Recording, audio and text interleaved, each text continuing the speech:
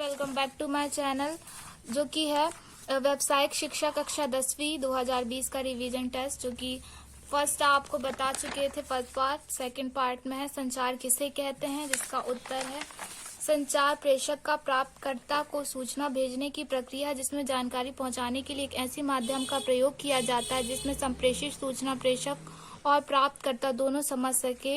यह एक ऐसी प्रक्रिया है जिसके द्वारा प्राणी विभिन्न माध्यमों के द्वारा सूचना का आदान प्रदान करता है।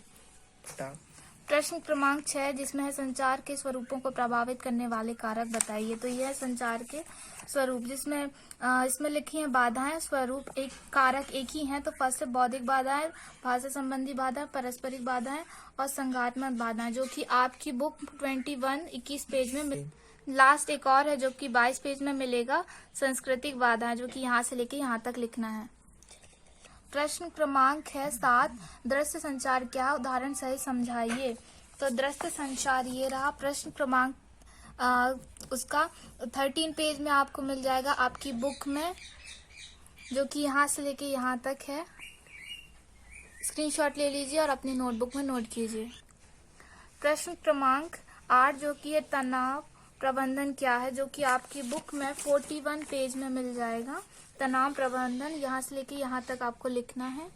स्क्रीनशॉट ले लीजिए और अपनी बुक में नोट कीजिए। प्रश्न क्रमांक है 9, प्रभावी संचार कौन कौन से हैं, जिसका आंसर आपकी बुक में 20 पेज में मिल जाएगा। ये रहे प्रभावी संचार, लिखिए, स्क्रीनशॉट ले लीजिए और नोट कीजिए। प्रश्न क्रमांक 10, जो कि सहायक क्रियाओं के साथ बंद प्रश्न की उदाहरण सहित तालिका बनाइए। जबकि ये है उसका आंसर सहायक क्रिया देखने पूर्व हमें क्रिया देखना पड़ेगा। एग्जाम्पल के लिए कल मैंने पुणे, उसमें कुछ समझ में नहीं आएगा, परंतु हम लिखें कल मैं पुणे जाऊंगा। वाक्य का पूरा करने वाले शब्दों को क्रिया कहते हैं। गुलाब का फूल देखते ही मेरा मन प्रसन्न हो गया।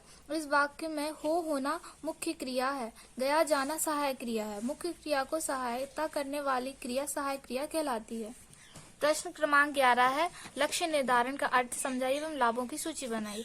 लक्ष्य निर्धारण रणनीतियां लक्ष्य निर्धारण के एंटरप्रेन प्रत्यक्ष रूप में संबंधित होता है। सफलता पाने के लिए व्यक्तिगत और व्यावसायिक स्तर पर सही लक्ष्य निर्धारित करना महत्वपूर्ण होता है। एक एंटरप्रेनर जो करना चाहता है सिर्फ उसकी सूची बनाने के बजाय वह सूची रणनीति और क्रियावन का पालन करके ऐसा करता है। प्रश्न क्रमांक 12, जो कि संज्ञा सर्वनाम क्रिया विश्लेषण किसे कहते हैं, उदाहरण सहित समझाइए। ये रहा उत्तर। संज्ञा किसी व्यक्ति, वस्तु, नाम आदि का बोध कराने वाले को संज्ञा कहते हैं। उदाहरण मनुष्य, जाति, अमेरिका, भारत, बचपन, मिठास। सर्वनाम जो संज्ञा के स्थान पर आने वाले शब्दों के सर्वनाम कहते हैं, जैसे तुम, हम, वह, उसका, उसकी आदि। उदाहरण के लिए वह राम है। विशेषण जो किसी संज्ञा की विशेषता बताए वह विशेषण कहलाते हैं। उदाहरण बड़ा, काला, सुंदर, कायर और गोरा आदि। फिर है प्रश्न क्रमांक 13, समय का प्रबंधन एवं उसके चरणों को उदाहरण सहित समझाइए।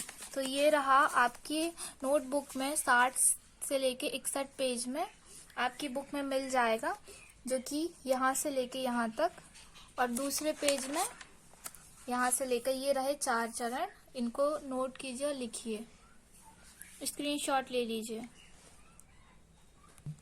प्रश्न क्रमांक 14, स्व प्रबंधन क्या है, स्व प्रबंधन के महत्व को समझाइए, जो कि आपकी बुक में 39-39 पेज में मिल जाएगा।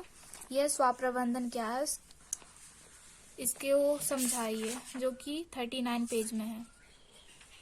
स्क्रीनशॉट ले लीजिए और नोट कीजिए। प्रश्न क्रमांक 15, स्मार्ट विधि का उपयोग करते हुए अल्प और दीर्घकालिक लक्ष्यों को बनाइए, जो कि आपकी बुक में 58-58 पेज में मिलेगा। ये रहा 58 पेज, जो कि दीर्घकालिक लक्ष्य और अल्पकालिक लक्ष्य हैं, जिसका ये रहा एक तालिका दी गई है, जिसमें आपको खुद लिखना है कि अगले 6 माहों से 2 वर्ष के लिए आपके क्या लक्ष्य हैं और अगले 5 साल के लिए क्या क्या लक्ष्य हैं, उसको आप लिखिए।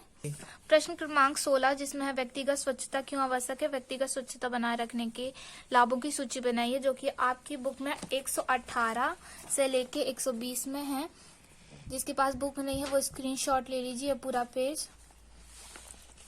स्क्रीनशॉट ले लीजिए दूसरा पेज 118, और ये रहा तीसरा पेज।